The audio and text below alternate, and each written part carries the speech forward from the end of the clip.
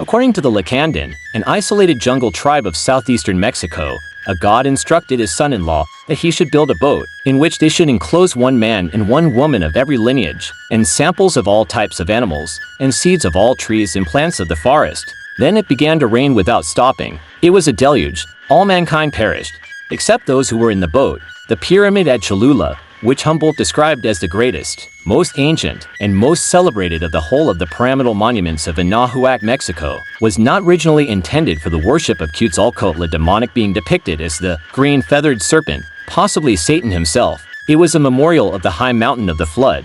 This pyramid at Cholula, no doubt, represents a memory of Ararat itself. The ancient tradition preserved at Cholula was that the flood took place 4,800 years after the creation of the world, and that only 7 people giants survived by taking refuge in a cave at the top of a high mountain. Their captain, Zelhua, is said to have later built a great pyramid, the top of which was to reach the clouds, but the gods beheld with wrath this edifice. Irritated at the daring attempt of Zelhua, they hurled fire on the pyramid. Numbers of the workmen perished.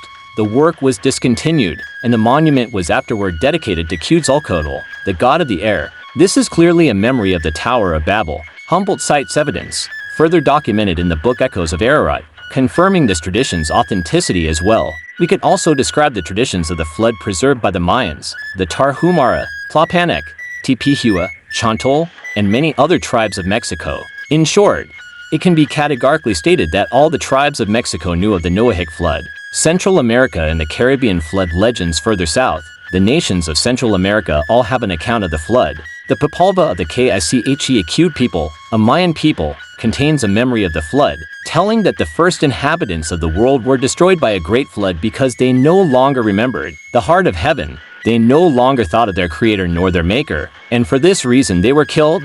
They were deluged. A heavy resin fell from the sky. The Iqui people of Guatemala, another Mayan group, told the first Spanish settlers that they had this flood painted among their antiquities. Flood histories have been found among some 170 tribes of Mexico and Central and South America. The Papalva also described a time when all the nations spoke the same language and gathered together at a place called Tulin, which is their Babel. Of this place it says, "It was there that the languages of the nations were changed. Their languages came to be different. They did not hear each other clearly when they came from Tulin. Thus they split apart." Old tribal elder of the Yucaltecs told that